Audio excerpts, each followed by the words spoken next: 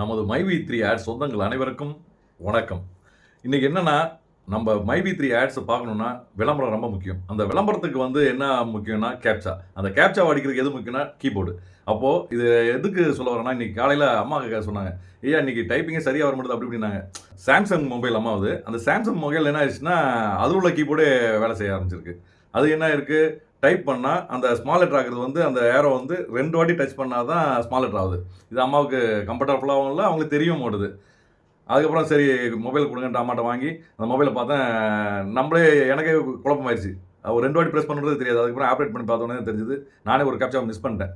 அதுக்கப்புறம் இன்னைக்கு ஆட்ஸ பார்க்கறதுக்கு கொஞ்சம் லேட் ஆனாலும் பரவாயில்லன்ட்டு வெளியில வந்துட்டேன். வெளியில வந்துட்டு ஜி கீபோர்ட இன்ஸ்டால் பண்ணேன். இன்ஸ்டால் பண்ணி அத போட்டா அது 1, 2, 3 மேல வரும்ல, அது வரல. திருப்பி அதிலேயே ஒரு 5, 6 டைப் கொடுத்துருந்தாங்க. எல்லாத்தையும் பார்த்தேன். அதில் 1, 2, 3 மேலே வர்றது அந்த டைப்பை கொடுத்தோம்னா அந்த எழுத்துலாம் ரொம்ப சின்ன சின்னதாகிடுது, லெட்டர்ஸ்லாம். அது அவங்களுக்கு கண்ணுக்கும் தெரியாது, அந்த அளவுக்கு ரொம்ப ஸ்மால்ஸு. சரின்னு ஜி கீபோர்டை அன்இன்ஸ்டால் பண்ணிவிட்டு திருப்பி மேலே தமிழ் கீபோர்டுன்னு இருந்தது. ஒரு சந்தேகம், நம்மளுக்கு தேவை இங்கிலீஷ் எழுத்து, தமிழ் கீபோர்டாக இருக்கே எப்படி அப்படின்ட்டு பார்த்தேன் ரேட்டிங்ஸ்லாம் பார்த்தா ஏகப்பட்ட பேர் எல்லாமே குட்னு பயங்கர பர்ஃபெக்ட் அப்படின்னு போட்டிருந்தாங்க. சரி இதை இன்ஸ்டால் பண்ணுவோம், இன்ஸ்டால் பண்ணி போட்டேன்.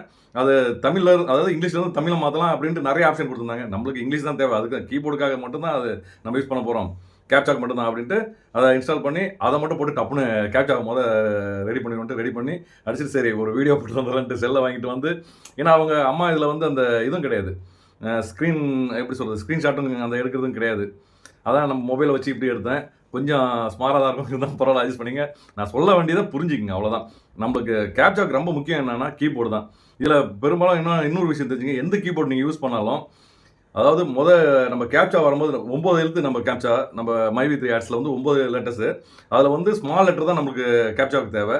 அந்த ஸ்மால் லெட்டருக்கு ஃபஸ்ட் எடுத்தோடனே 1 to 3 லெட்டர்ஸில் எது வந்தாலும் சரி, அந்த சின்ன லெட்டர் ஆக்கிட்டு மேலே போகணுன்ற அவசியமே கிடையாது. நேரடியாகவே நீங்கள் 1 to 3 எழுத்தை தொட்டுட்டு வந்தீங்கன்னா ஆட்டோமேட்டிக்காக ஸ்மால் லெட்டர் ஆயிரும். அதனால் இந்த ஸ்மால் லெட்டர் ஆக்கிட்டு 1 to 3 அடிக்கணுன்றது அவசியமே கிடையாது. ஃபஸ்ட் எழுத்தே உங்களுக்கு 1 to 3 ஏதாவது வந்ததுன்னா அதை தொட்டுட்டு நீங்கள் ஆட்டோமேட்டிக்காக டைப் பண்ண ஆரம்பிச்சிடலாம். மோஸ்ட்லி உங்களோட ஸ்பீடு தான் தேவை. இது எவ்வளோக்கு எவ்வளோ ஸ்பீடாக போகிறீங்களோ அவ்வளோக்கு எவ்வளோ நம்ம ஏர்னிங் ரொம்ப குயிக்காக டைமிங் கிடைக்கும். அதுக்கு சில பேர் ஒவ்வொரு எழுத்தாக பார்த்து அடிப்பாங்க. கொஞ்சம் ஏஜ்டு, கொஞ்சம் கம்ஃபர்டபுளாக, கொஞ்சம் மிடில் ஏஜில் இருக்கவங்க 2 எழுத்து கணக்கு பண்ணுறாங்கன்னு வச்சுங்களேன். 3 எழுத்து பார்த்து அடிச்சுருவேன் டப்பு. ஏன்னா 9 எழுத்து 3 வாட்டி அடிச்சாலே வேலை முடிஞ்சது, டக்குன்னு அடிச்சிடுவேன். இது எதுக்கு சொல்கிறேன்னா, நம்ம எந்த அளவுக்கு குயிக்காக இருக்குமோ டைமிங் ரொம்ப முக்கியம். அதுக்காக தான் இது சொல்கிறேன். அதோட ஏர்னிங் டைம் எவ்வளோ ஆகுதுன்னு சில பேர் கேட்டிருக்கீங்க. அந்த ஏர்னிங் டைம், அதாவது 480 ரூபாய்க்கு எவ்வளோ நேரம் ஆகுது, 680 ரூபாய்க்கு எவ்வளோ நேரம் ஆகுது, அதுக்கு எவ்வளோ டாட்டா செலவாகுது, இதை பற்றிலாம் நெக்ஸ்ட் வீடியோ ரெடி பண்ணிட்டு இருக்கேன். அதை கண்டிப்பாக சீக்கிரம் ரிலீஸ் பண்ணுறேன். தேங்க்யூ.